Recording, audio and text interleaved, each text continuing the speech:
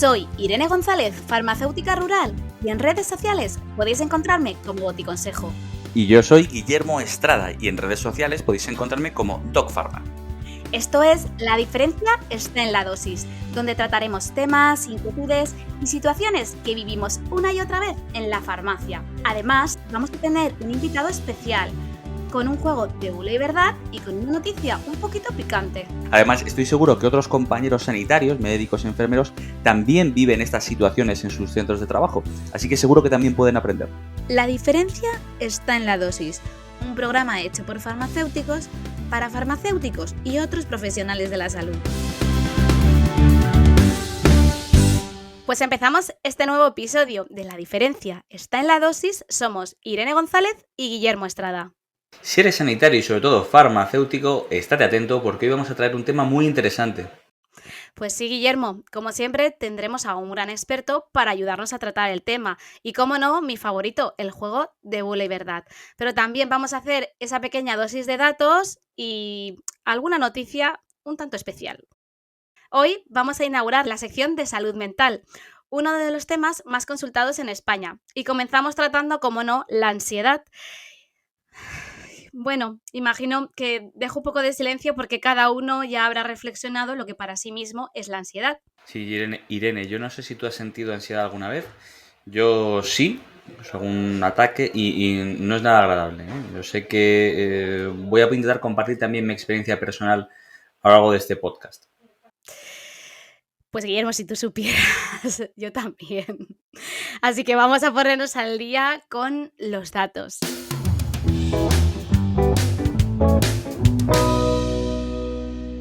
Pues vamos con la dosis de datos de hoy. Deciros que la ansiedad es más común en pacientes menores de 35 años, pero esto no hace que pacientes mayores de 35 años no puedan padecerla.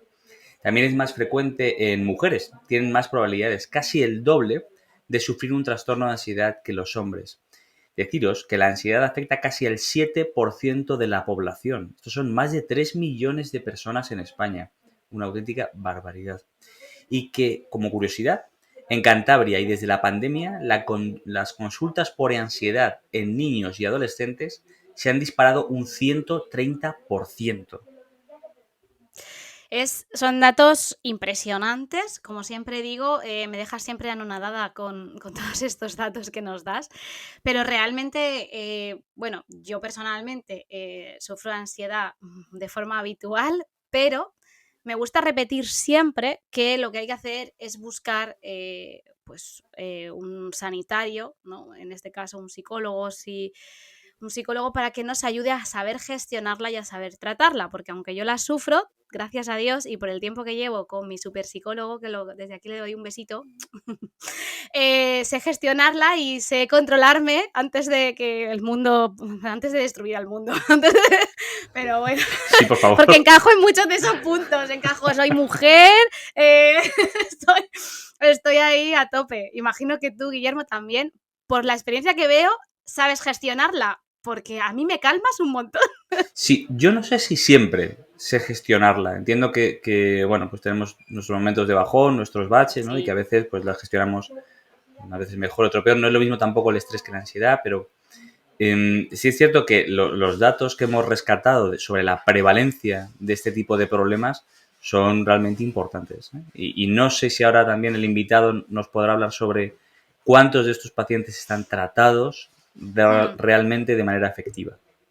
Eso es súper importante. Yo me paso el día en la farmacia aconsejando a todo el mundo que vaya al psicólogo, porque es que, bueno, como todos sabéis, yo estoy en una farmacia rural, con lo que muchas veces el acceso a un psicólogo pues es más reducido, porque el único psicólogo que tienen es pues viene el de la Seguridad Social o alguno que tiene el ayuntamiento por temas. Entonces sí que es cierto que las citas y las cosas son más distantes y es que hay gente que necesita pues un tratamiento más continuado y lo repito y lo digo porque como yo he tenido tan buena experiencia, creo que ahí la clave yo creo que es, desde la farmacia, la clave es esa, pero nos lo va a contar nuestro invitado.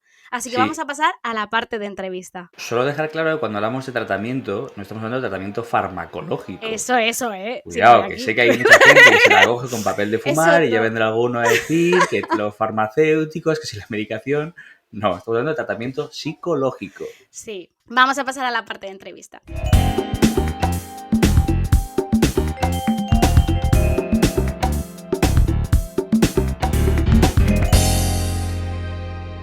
Bien, pues hoy tenemos con nosotros al doctor Juan Ramos Cejudo. Es doctor en psicología por la Universidad Complutense de Madrid. Está especializado en trastornos de la ansiedad, fobias y obsesiones, trastornos del estado de ánimo y adicciones. Es cofundador y CEO de la clínica Mind Group, director del Laboratorio de Psicología.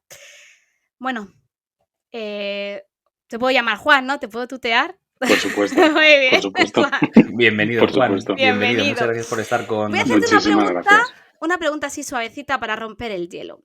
¿Qué es la ansiedad? Wow. Son mis preguntas para romper el hielo.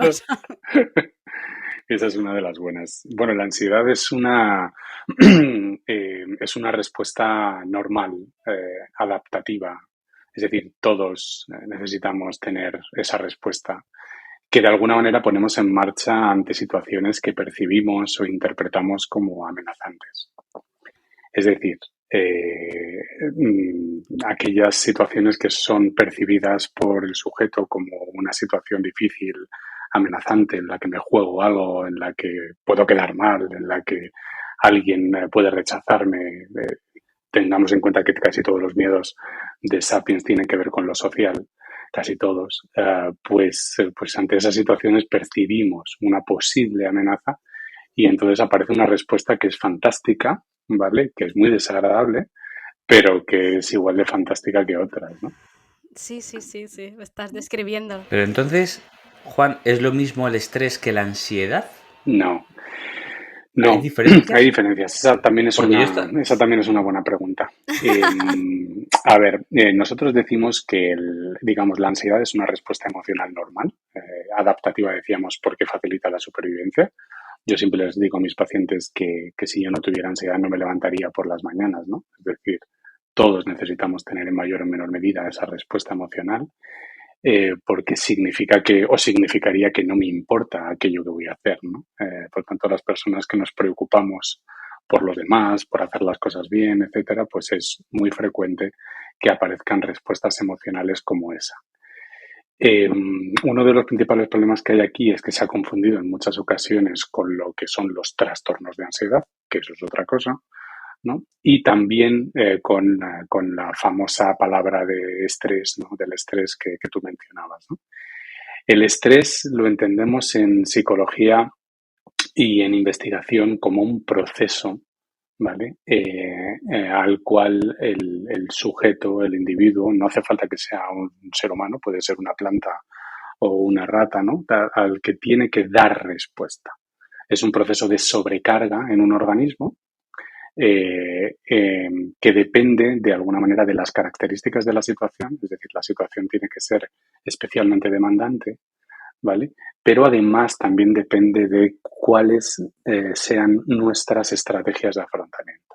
Es decir, la combinación de estas dos variables tan importantes, cómo es la situación y qué estrategias pongo en marcha, pues va a dar como resultado un impacto muy diferente en unos que en otros, ¿no? Por lo tanto, el estrés lo entendemos como algo externo al sujeto, es decir, es algo inevitable. Estrés es cualquier cambio significativo, ¿no? En nuestra vida y de alguna manera reaccionamos con emociones, entre ellas la ansiedad, para poder adaptarnos a esos cambios tan importantes. Efectivamente. En función del factor hay diferentes tipos de ansiedad o ansiedad solamente es una única respuesta? Bueno, la ansiedad durante mucho tiempo se dijo que era una única respuesta, que de hecho se dijo que era una respuesta unidimensional, es decir, que podías tener más o menos ansiedad. De hecho, las escalas para medir ansiedad, los test para medir ansiedad que se utilizaban en el ámbito de la epidemiología, de la investigación básica y también de la aplicada, pues eran básicamente cuánto tienes de ansiedad, ¿no? Cuánto de mal te encuentras o cuánta de preocupación estás teniendo, ¿no? Pero con el paso de los años, a partir de los 70, 80, pues entendemos la ansiedad como una respuesta multidimensional. Es decir, es una respuesta en la cual, digamos, el total de la respuesta pues depende fundamentalmente de tres grandes factores. De cómo interpreto la situación, es decir, respuestas cognitivas, Ujú. interpretación, atención, memoria de trabajo, solución de problemas, algunos bloqueos cognitivos, ¿no? que tienen lugar aquí.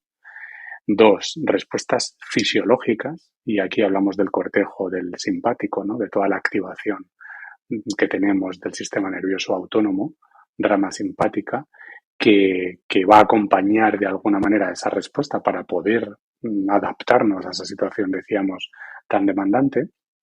Aquí es donde están todos los síntomas físicos y donde están todas las, incluso las somatizaciones, de las que luego si queréis también podemos hablar.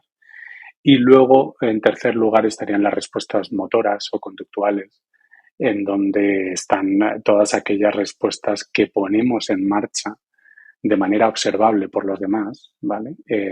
Cuando sentimos ansiedad. Por ejemplo, fumar, comer, beber en exceso, no ir a una fiesta porque me está generando ansiedad o no hablar en público porque tengo miedo Es a que hacerlo. hay mucha Por gente tanto, que realmente se ve afectada claro, por es eso. muy O sea, frecuente. es que es algo Totalmente. Y sobre todo la frecuente. gente no relaciona, ¿no? Y la gente, Sí, es muy común y muy frecuente que la gente no relacione que, por ejemplo, pues una respuesta física habitual como la indigestión o el dolor de tripa, por ejemplo, pues que lo relacionen con el con estrés y eso. la ansiedad, que en muchas ocasiones están muy relacionados. Sí. A nivel de pandemia, te hago una pregunta. ¿Cómo nos ha afectado la pandemia? Porque los datos que nos ha estado contando Guillermo hablaba de un aumento de casi el 300%. Relacionándolo con la ansiedad, ¿eh?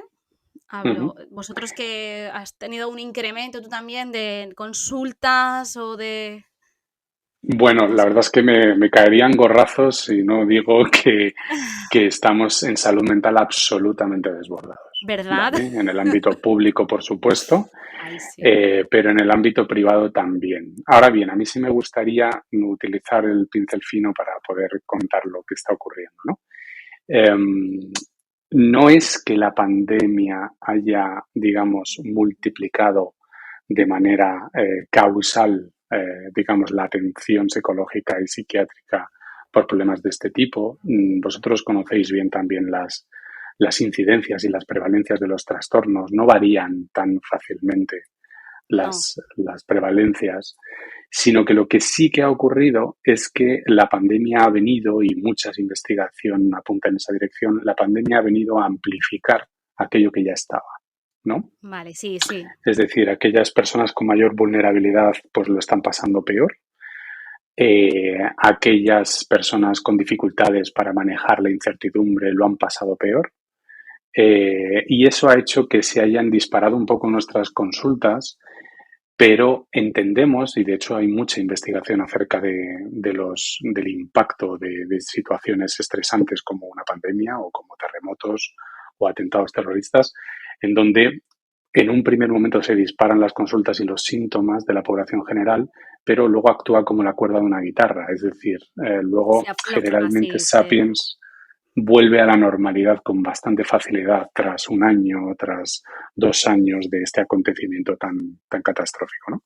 Por tanto, nuestras consultas ya se estaban disparando en el ámbito público y privado.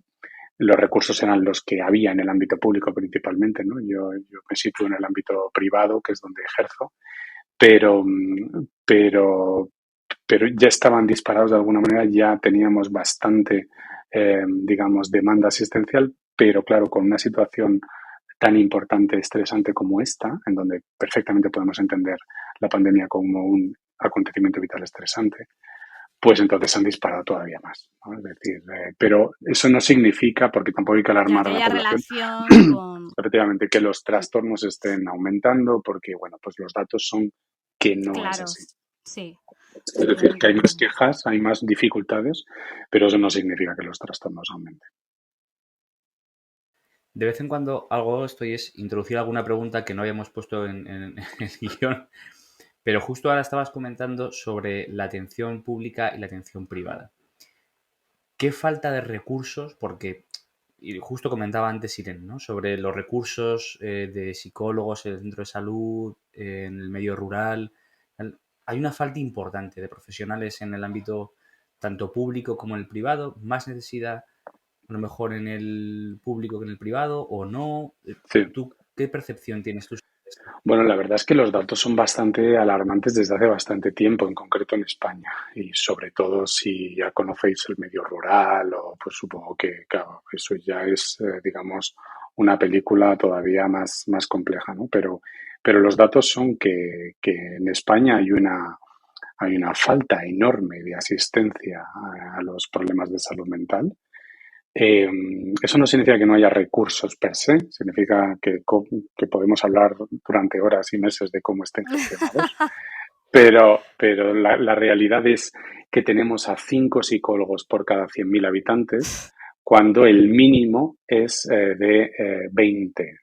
Estoy hablando de la Unión Europea, ¿vale? Datos publicados por el SMED y por la Unión Europea. Es decir, lo recomendable es 20 al menos para empezar a hablar de una asistencia más o menos digamos, más justa, ¿no?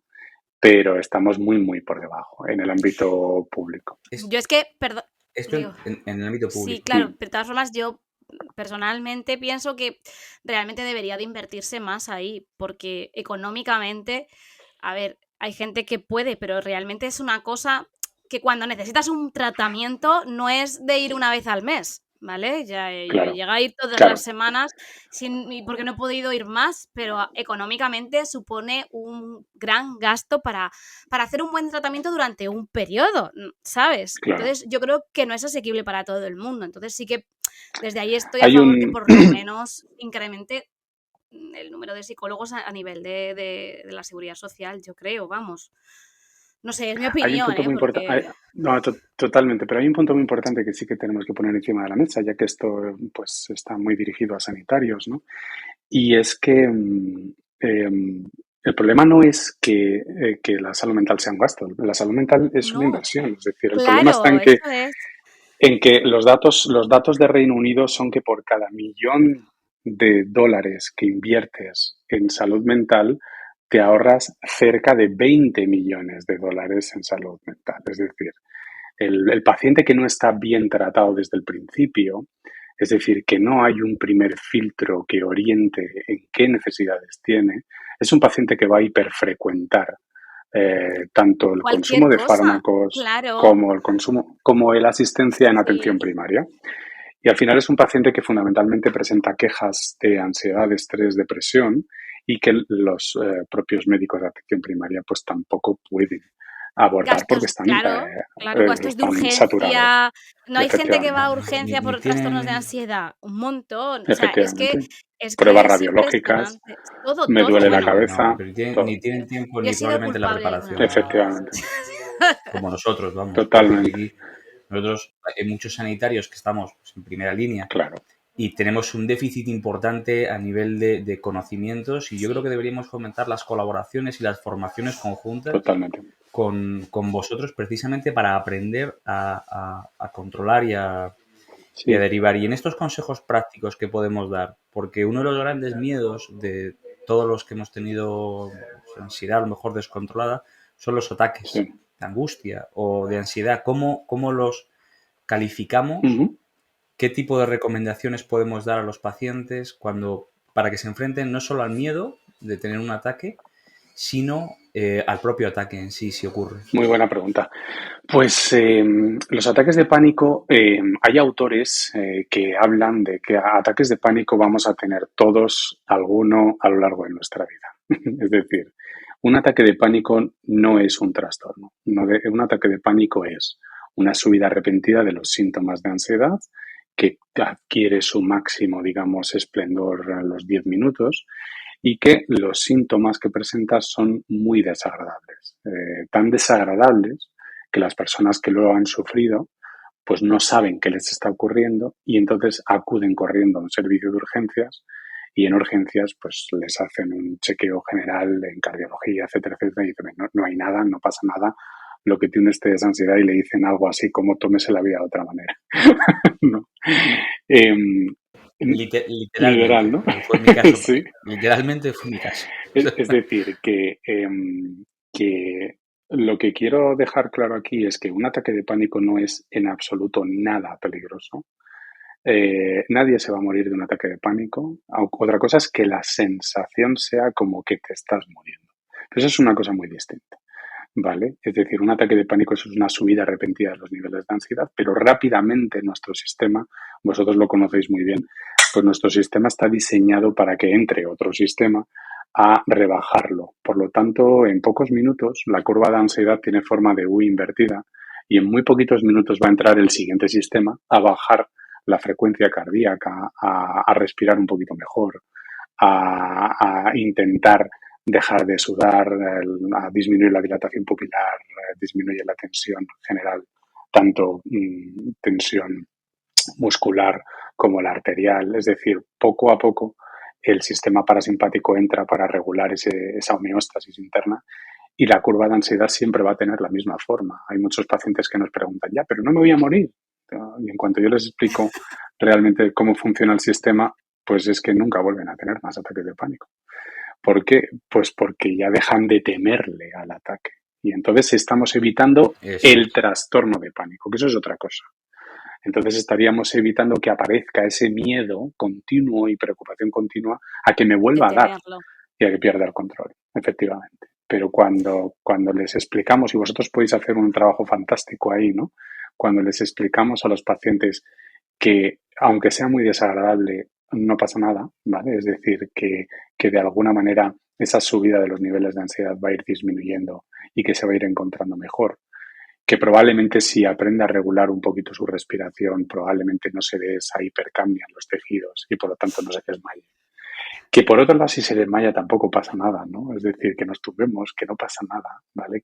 Es decir, la persona enseguida empieza a bajar el nivel de activación y desaparece el ataque. Por lo tanto, es muy importante la información. Fijaos que se ha demostrado que una sesión de información psicológica tiene más efecto en el trastorno de pánico que 20 sesiones de terapia psicoanalítica clásica. Es decir, que a veces con que informemos es suficiente. Menudo dato. ¿Vale? Por lo tanto, pues eso, una crisis repentina de ansiedad es muy desagradable y obviamente las personas que nos estén escuchando pues lo han pasado mal y no hay que frivolizar con esto, pero lo que sí que hay que decirles es que no se preocupen, porque si han ido a urgencias o su médico les tiene más o menos controlados y está todo más o menos correcto, no hay por qué temer nada, porque solamente es desagradable. Efectivamente son inesperados y generan mucho miedo y lo peor que generan es miedo al miedo, ¿no? Es lo que llamamos sensibilidad a la ansiedad, que es ese miedo a padecer más síntomas. Me estaba yo acordando cuando estabas hablando de que a mí siempre, bueno, mi psicólogo me dice que la importancia de respirar bien, de Sí, poder gestionar el tema de la respiración y lo importante que es trabajarlo, que mucha gente no lo sabe, pero que eso también es un punto muy, muy a favor para poder, como tú dices, cuando viene el momento, gestionarlo correctamente a través de la respiración, ¿no? El poder permitir que la otra, la defensa que decías, llegara antes de hacer cualquier cosa. Que va a llegar, claro, efectivamente. Por lo tanto, hay que transmitir un poco una sensación de control a los pacientes y vosotros yo creo que sois ahí unos buenos gatekeepers, ¿no? Que estáis como en la primera puerta de entrada y podéis ayudar un montón, enormemente. Yo lo intento con alguno, porque tengo alguno y ya te digo que al estar en una zona rural, como tienen poca accesibilidad muchas veces, también hay que hacer ahí un papel un poco que es complicado, porque a nivel formativo pues no lo dispongo, ¿sabes? Yo siempre derivo todo lo que puedo. Claro. Y te iba a preguntar, ¿es la ansiedad el primer escalón para desarrollar alguna otra patología? O como has comentado que era algo natural, no lo sé. Ahí tengo pues aquí te puedo contestar dándote la versión fácil y decirte que no. La versión fácil es que no. Esto es un poco como el mantra este de que por los porros se empieza, ¿no? Bueno, pues no, son sustancias distintas y son fenómenos distintos y probablemente el perfil del consumidor es distinto en cada caso. Pero la respuesta fácil es que no, es decir, la ansiedad es una respuesta normal y no hay que preocuparse y todos la tenemos en mayor o menor medida, pero la respuesta compleja pues tiene más que ver con los estudios más minuciosos que se están haciendo a nivel longitudinal, con poblaciones a las que se les está haciendo un seguimiento durante 40 años, más de 40 años de seguimiento. Jolines. Sí. Estudios que son, bueno, pues que son personas que están propuestas incluso para los premios Nobel, es decir, muy centrados, ¿vale? El famoso estudio Dunedin, el Minnesota con gemelos, es decir, sabemos mucho acerca de algo que ya se dijo hace mucho tiempo, pero que a las personas que lo dijeron se les hizo poco caso, y que tiene que ver con que las personas acuden a consulta de salud mental la primera vez con 14 años, ¿vale? Es decir, a partir de entre los 10 y los 17 años se generan los primeros síntomas. Y a partir de ahí, pues esa persona debería ser bien tratada desde un punto de vista, decimos hoy en día, transdiagnóstico. Es decir, hay un estilo que presentan estas personas, por ejemplo, de darle vueltas a las cosas, de evitar situaciones ansiógenas, de no parar con la preocupación. Voy a ir, me voy a ir. Vente aquí, vale, ¡Madre te mía! cuento. Y que de alguna manera esta persona debería ser tratada adecuadamente, centrando la atención psicológica en esas variables que decimos que son transdiagnósticas, transversales a los desórdenes, ¿no? Porque con 30 y tantos va a volver a acudir, si no está bien tratada, con otro problema. Es decir, ahora tengo fobia social, sigo teniendo preocupaciones de SIVA, sigo teniendo evitaciones, sigo preocupándome por mi activación psicofisiológica. Y entonces estos estudios lo que vienen a decirnos es que básicamente es el mismo paciente que no ha sido bien tratado y que deberíamos tratarle bien, porque va a repetir más quejas a lo largo de su vida y por lo tanto hay que centrarse en aquellas variables importantes. Por lo tanto, lo único que Mira, importa es que perdona. centremos el tratamiento en aquellas variables y no en los síntomas, que durante mucho tiempo se hizo así. Que justo lo que estabas comentando, me refiero, yo entro dentro del posible perfil, no sé si exactamente, habría que estudiarlo un poco más, pero sí que es cierto que yo fui al psicólogo con 18 años, ¿vale? Por problemas Sí, pues sí. de ansiedad, de estrés, más ansiedad diría yo, ¿vale? Pero era inseguridad que me provocaba ansiedad. Pero sí que es cierto que estuve muy poco tiempo y he vuelto a ir por motivos totalmente distintos a la Efectivamente, ansiedad y ahora mismo ya estoy tratándome de la ansiedad y voy mucho mejor. efectivamente. Esto lo hubiera hecho con 20 años, vamos, Claro. hubiera cambiado el mundo. De hecho, Ya te lo digo. de hecho, de hecho me alegro lo que cuentas, ¿no? Pero Sí, que de alguna manera, pues ahora se está haciendo otro trabajo, ¿no? De hecho, lo que estamos haciendo en diferentes países es intentar dirigirnos a los coles, a las escuelas, intentar enseñarles a esos niños a regular mejor sus emociones, porque probablemente si sí, aprenden a regular sus emociones, no tengan que ir nunca a un psicólogo. Vale, y entonces podemos hacer una labor preventiva muy importante porque son de alguna manera esas personas las que van a hiperfrecuentar esos servicios y necesitan ayuda, ¿no? Y esa sí, ayuda tiene que ser una ayuda, voy a decirlo, aunque sea un poco feo, pero tiene que ser de una forma muy consciente y muy potente en aquellos factores, aquellas variables que sí que se relacionan con el outcome, que sí que se relacionan con sí. los trastornos emocionales, depresión, ansiedad, etcétera, etcétera. Y trabajando esas variables, como son la atención, la rumiación, la preocupación excesiva, la evitación, pues esos pacientes no vuelven a visitar a ningún especialista, ¿no? Y un poco la clave está ahí en los últimos años. Se dijo hace mucho tiempo, pero nadie leyó esos artículos y poco a poco los hemos leído, los hemos ido retomando, ¿no? Poco a poco y hay investigación muy potente acerca de esto. O sea, volvemos a los conceptos de prevención. Efectivamente, Prevención y prevención y prevención y prevención. efectivamente. Pero una vez que el trastorno ya está establecido, que un paciente con un diagnóstico de ansiedad generalizada, entiendo que obviamente debe recibir tratamiento psicológico, que debe ser la base, pero sí a nivel farmacológico o fitoterápico de plantas, ¿Hacéis alguna recomendación desde las consultas de psicología?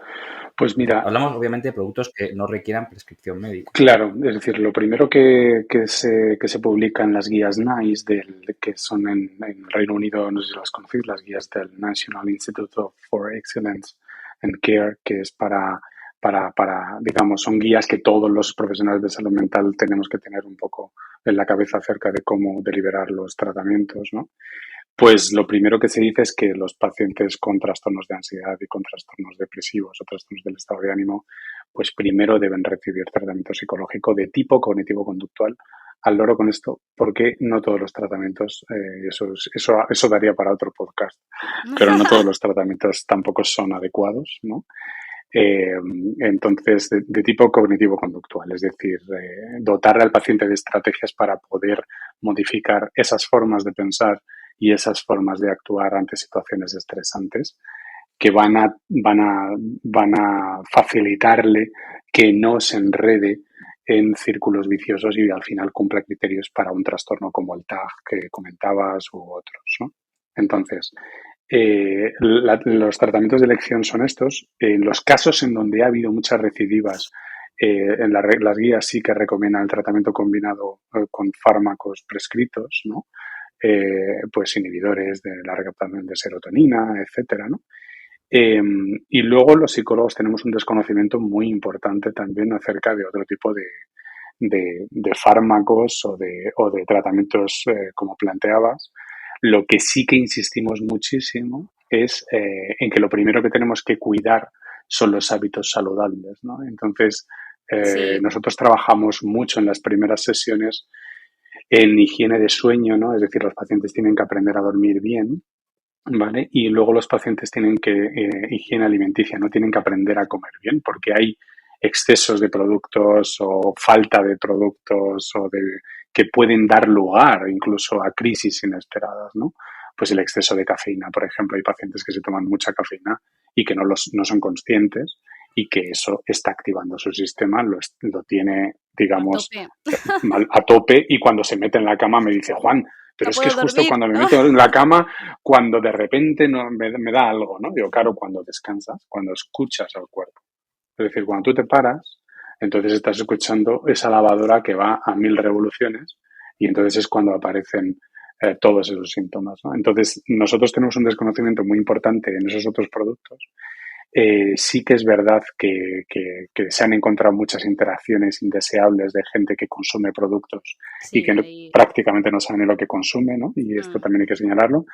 Pero si hay algo que sí Esto que está conocemos y generalizado. hacemos es centrar un poco el tratamiento al principio en, bueno, tú primero tienes que estar bien, ¿vale? A nivel de salud y luego empezamos a tratar el resto, ¿no? Sí, Por lo el ir por tanto, aprender a partes, comer ¿no? bien, Claro, efectivamente, el ir por partes. aprender a comer bien, que es muy complejo, ¿eh? Sí, Es un no, tema no, no muy es complejo porque, fácil. claro, Ya, claro, vienes tú aquí ahora con tu cara bonita a diseñarle a a la mí gente un a plan mí de vida muy personalmente distinto. es una de las cosas que me cuestan porque yo utilizo la comida para calmar mi ansiedad Claro, y mi es una estrés respuesta muy típica esa. sí, sí, Sí. y me pierdo. O sea, lo intento controlar, pero hay veces que es que me descontrolo, va solo. No lo sé, Es muy típica Bueno, esa. Menchu nos echó una mano el otro día con eso ¿verdad? también. Sí. Sí, sí. El, Al final es un poco importante el señalar que, digamos, yo no me puedo preocupar de tener una buena salud emocional y unas buenas estrategias de regulación emocional si estoy descuidando mi sueño, por ejemplo. Lo primero es que tengo que dormir bien.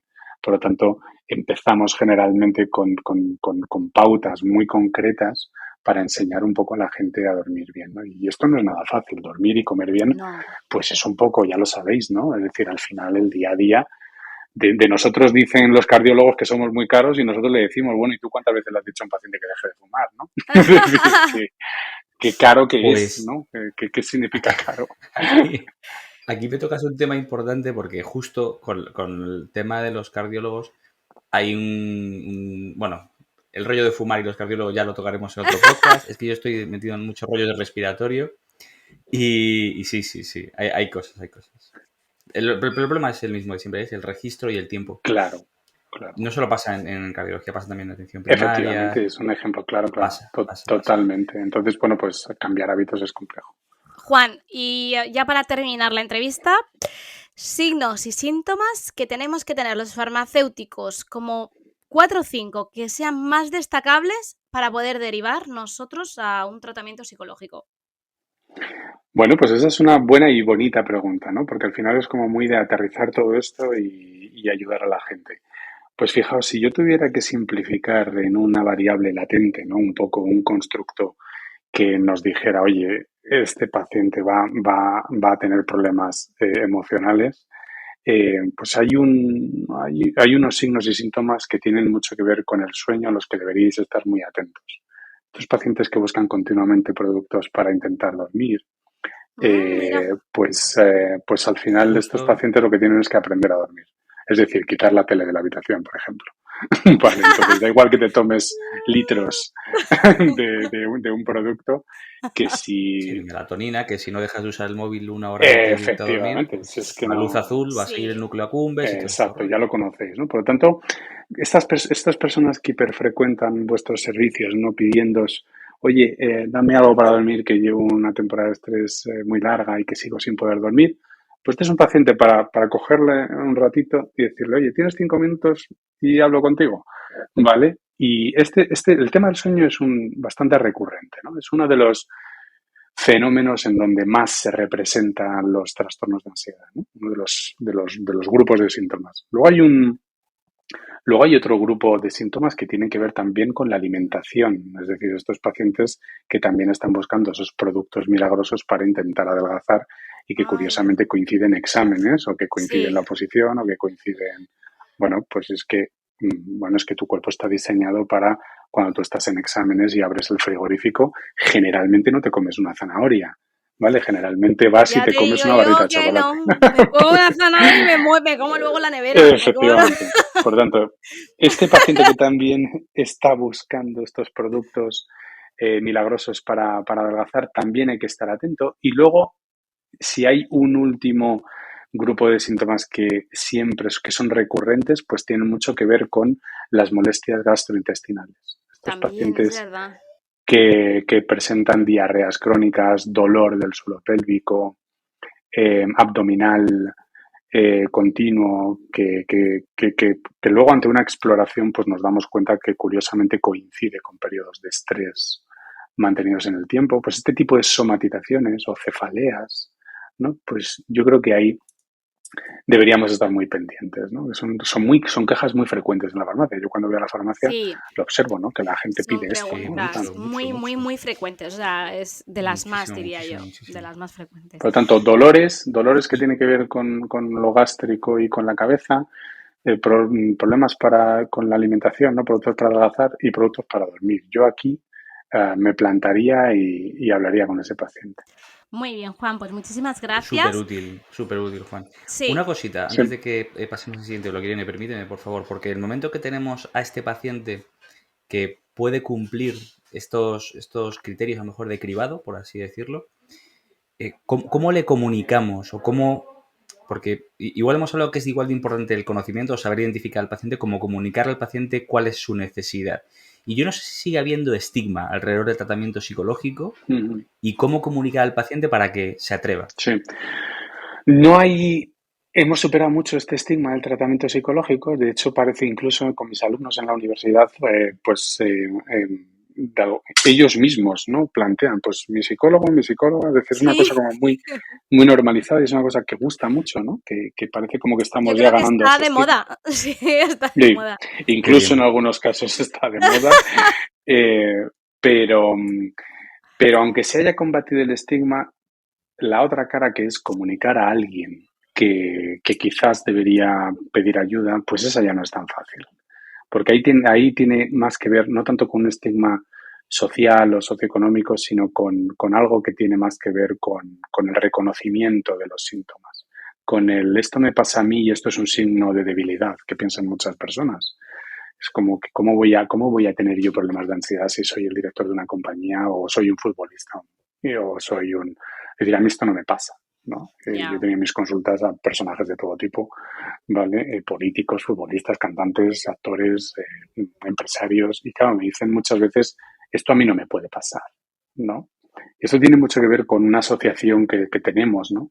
Con el si lloras es que eres débil, ¿no? Es decir, si tienes una Sí, emoción eso como es la un ansiedad es que eres estigma débil. de, claro, de que no se puede llorar, no puedes ser débil, tienes que ser el más fuerte, pero Efectivamente, eso es sí. la sociedad el que lo estipula, entre Es una comillas. sociedad, ¿no? Que lo hace a base de alprazolam, ¿no? Claro. Entonces, Sí, justo. contárselo, yo creo que ahí Guillermo tiene razón que es una parte como compleja, ¿no? Yo le diría, le haría una pregunta, ¿no? De, oye, ¿tú te has parado a pensar si todos estos síntomas se relacionan con periodos más duros, de más fatiga, estrés, etcétera? Y la persona te va a decir que sí. Pues sí, Sí. Te va a sí. decir, Y claro, sobre todo, sí, y además claro, con como vosotros, dándolo por hecho, dándolo sí. como si Más fuera muy obvio. confianza, Y tienen además con vosotros confianza, tienen, Sí, tienen claro. mucha confianza con vosotros, porque sois personas que dais una seguridad enorme, ¿no? Al paciente que está un poco desesperado. Entonces, que yo también lo he estado, ¿eh? Cuando he ido a la farmacia con la niña, la tos de la niña, y cuando me habéis dado una respuesta tranquila y sosegada, he dicho, o sea, que no la tengo que colgar del cuello, ¿no? Es decir, que ayudáis mucho, ¿no? Pero el hacerle esta pregunta y que empiece a relacionar síntomas y decirle, ¿por qué no buscas ayuda de personas que se dedican fundamentalmente a esto? Y a los que vamos o hemos ido cualquiera en alguna vez en nuestra vida, pues eso puede hacer que la persona lo oriente de otra manera, ¿no? Pero sobre todo que relacione síntomas con acontecimientos. Es una de las cosas que más nos ayuda a nosotros en terapia a que observen que es algo funcional, es decir, que no es algo orgánico, de que estás loco, no va por ahí, ¿vale? No, Tiene que no. ver Yo con creo que que... cada vez es con- más frecuente que la gente lo vea como algo natural. Yo realmente lo hago con sí, naturalidad. Primero le digo, mira, yo mm, llevo 6 años. Digo, y claro, estoy súper contenta. Digo, y si hubiera ido más, hubiera claro. ido más. Y me hubiera Efectivamente. enterado antes, Lo que pasa que, antes. bueno, Naturalidad, lo que pasa que no todo el mundo, y en esto confianza. las No, mujeres nos ganáis, ¿eh? No sí. todo el mundo Ah, vale. identifica igual de bien. Vale. Sí, Sí, claro, yo es porque los que, hombres somos un poco más sí. represores, ¿no? Nos Pero cuesta porque mucho es la decir, a mí me visión pasa de que esto. el hombre tiene que ser más duro, ¿no? Es como lo que Sí, estábamos sí, hablando, lo ¿no? La tenemos un mujer, poco, sí. la mujer puedes caer en Mm, algún momento. Como que sí, de Y debilidad. aquí es donde yo expongo mi caso, porque yo tuve una serie de ataques. Previos a estos ataques, yo había tenido un bajón de glucosa, pues estaba haciendo un ejercicio muy intenso, muy intenso, muy intenso, y tuve un bajón de glucosa real, ¿no? Y después tuve estos ataques de ansiedad. Y yo no pensaba que eran ataques de ansiedad, pensaba que eran bajones de glucosa y que tenía un insulinoma.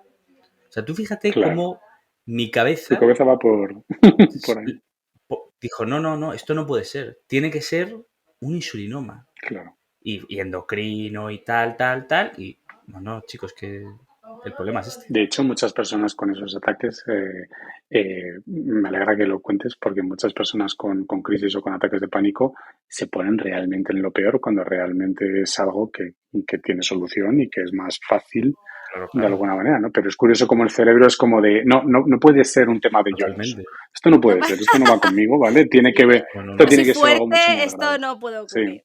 Yo no No pasa nada. me lo llegué a plantear ya después, pero claro, luego me fija y digo, joder, yo tenía, si llego a mirar las prevalencias entre el insulinoma en un paciente de 30 años o claro, problemas totalmente, de ansiedad perdido, es que no me hubiera planteado ni siquiera una efectivamente, visita efectivamente, a un endocrino. Bueno, claro. chicos, vamos a pasar a la parte de bulos porque vamos ahí justitos de tiempo. Así que vamos a pasar al juego de bulos. Bueno, Juan, pues el juego consiste en lo siguiente, que ya hemos hecho unos cuantos y es que hacemos una afirmación y tenemos que decir si es bulo o verdad, ¿vale? Así Muy que bien, ¿hay que empieza, explicarlo o no? si Solamente quieres sí, decir pero rapidito, muy rápido, nada. ¿vale? No, Breve. no, tú cállate, Juan.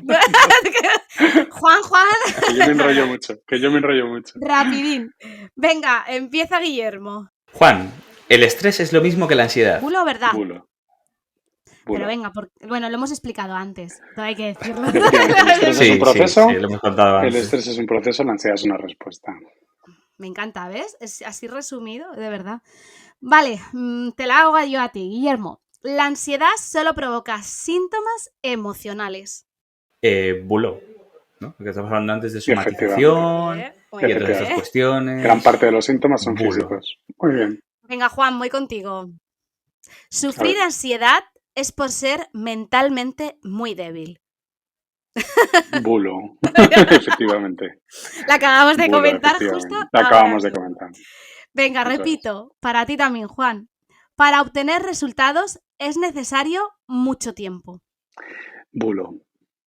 Bulo. Sí, porque también has Uno de comentado... los ejemplos más llamativos es este, ¿no? Es decir, los ataques de pánico, el trastorno de pánico desaparece prácticamente con información, ¿vale? Y esa información se puede dar casi hasta en un panfleto. Fíjate, ¿eh? Qué maravilla. Irene, última para ti. La ansiedad se cura tomando ansiolíticos. Bulo. bulo. Así que, Ese es grande. no, Ese es de grande. hecho, a veces, bueno, no, la mayoría de las veces yo creo que no harían ni falta. Si en el No, caso de de hecho, que... Pero también he de decir aquí, como puntualizar, que es como la parte fácil, muchas veces, cuando acudes al médico con un trastorno de ansiedad. Es como, bueno, tómate efectivamente. esto hasta que busques ayuda en un psicólogo, ¿no? Es como... y entonces Efectivamente. te quedas ahí, no Sí, pasas, porque notas una pequeña mejoría y entonces claro. no pasas a la parte importante que es tratarse. Bueno, pues Pues hay que dime. concienciar a la gente de subir el escalón. Sí, es muy importante. Yo lo digo, o sea, desde mi experiencia personal. Yo siempre se lo digo a todos, a mí me da igual. Me falta poner Claro, pero es muy la bueno. farmacia y yo voy al psicólogo, no pasa nada. Es lo mejor que me ha pasado. Es lo mejor. Claro, pero que las Sí, personas vean que una persona de confianza pues también ha tenido problemas en algún momento es fantástico. sí, que Nos ayuda además, mucho. claro, eso es, y que he tenido una buena experiencia, que eso también es importante. Bueno, he Claro. tenido varias porque no es el único, pero que al final es algo importante. Pues ahora vamos a pasar a una noticia que además últimamente está como muy de moda, pero yo creo que es porque últimamente, o sea, que existía antes, pero ahora se ha puesto un poquito más de moda. Vamos a pasar.